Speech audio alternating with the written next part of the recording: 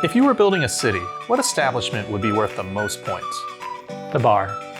This is our review of Machi Koro.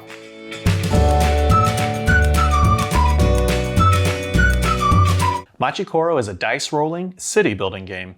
Where your goal is to earn money and be the first to build the 4 landmarks in your city. At the start of the game, each player begins with 2 starting establishments. The game is then played in turns, with each turn consisting of 3 phases: roll the dice, earn income, and build. On each turn, the active player rolls the dice, which determines which establishment pays out money. Blue establishments activate on anyone's turn.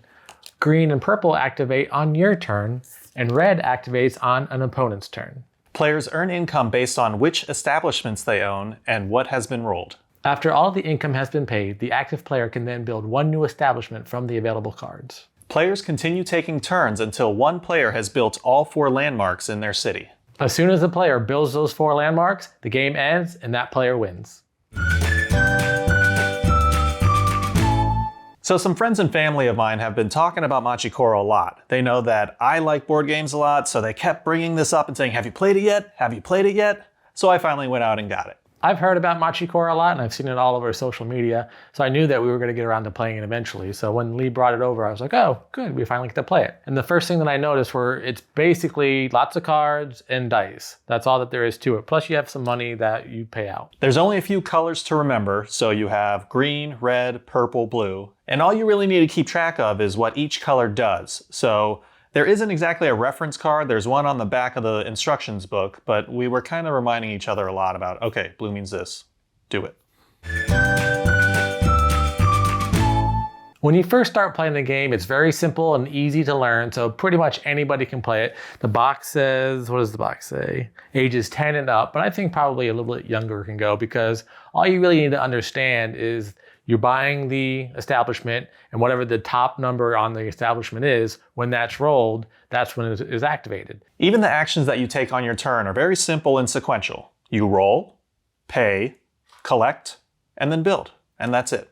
When you first start off, you only start with 1 die, and so you're rolling and you have 1 through 6 as the option. So you start off buying the lower cards to build up your city, but then once you get to train station, you're allowed to roll 2 dice, and then you can start going into the higher numbers, 1 through 12. But you add the numbers together. So if you're rolling 2 dice, you may not roll the lower numbers as much as you may roll the higher numbers. So you have to take into account, am I going to roll the 1 or both dice, and what am I going for on my turn? There are also some advanced mechanics in it too. Some of the cards have symbols on them like gears or cows, and as long as you're building the right establishments, then you can kind of combine those and get more money. Some of the abilities on the cards do allow you to take different actions or kind of adjust the luck factor of the game. Depending on what you roll, how many dice you roll, which cards you have in your city, and which landmarks you flipped over, you may be able to lessen some of the luck factor of the dice rolling.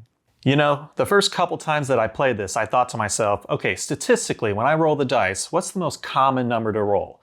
And then I tried to plan around that, but every time that I finished the game, I never actually looked it up. So look that up. The game is broken a little bit, and that's why they've kind of come out with different expansions and add-ons, and now they're coming out with a sequel to it. So there's lots of ways that you can adjust the game and modify depending on what you like or what you don't like. So just in the base game, there's the base way to play it, and then there's multiple variants that are suggested. So those kind of make you think about strategy a little bit more. They make it more random as far as what cards or establishments are available. So with the base game, you can start with the initial setup, but you can't keep playing that because once you develop a strategy, you'll learn that that will kind of win most of the time. So the variants really add in more of a luck factor and it makes you adjust. So that makes it more interesting and fun to play, I think. The game is simple, it's colorful, I like the artwork. I could see why a lot of people enjoy this game. I can see why it's so popular. However, I have to say that I hated this game. Whenever I talk about I don't like dice rolling games, you're like, well, what exactly kind of games do you mean? This would be an exact example of dice rolling games that I don't like, where everything that you do is determined by the dice. Yes, you can kind of mitigate that a little bit depending on which cards you put in your city and try to make sure you can always get something depending on what is rolled, but everything's going to come down to the luck of the dice. And those types of games when I have absolutely no control over how I'm able to play the game are games that I do not like. I don't know. I liked it. I mean, I wouldn't say I loved it. I mean, there were plenty of times of the times that I've played where the other person rolling the dice, it was like, you just rolled 8 eights. Like, how? How did you do that each time it came around to you? Like, statistically, shouldn't be that easy. So overall, I'm going to give Machi Koro a 6.5. I really like the game. It's a very fast, fun play. You can play this before you get into other games. The artwork I like. Kenny said it was like SimCity. I kind of liken it to children's books when you look at the farm animals on it or something. But that being said, it was still fun, easy to learn, easy to play, so 6.5. Overall, I'm going to give the game a 3. I could see why people like it. I would definitely recommend it to families with kids that are just looking for something easy and fun to learn. Dice, it's all luck. They don't need to have a whole lot of strategy going on. You just roll and play. However, those types of games aren't for me, so I'm going to give it a 3. And Teresa gives it a 10. And Juliana gives it a 7.5. And that was our review of Machi Koro. What'd you think? Are you ready to start building your own establishments and earning some money? Let us know in the comments below. And if you're enjoying our content, please like this video and subscribe to our channel. Until next time, I'm Lee. And I'm Kenny.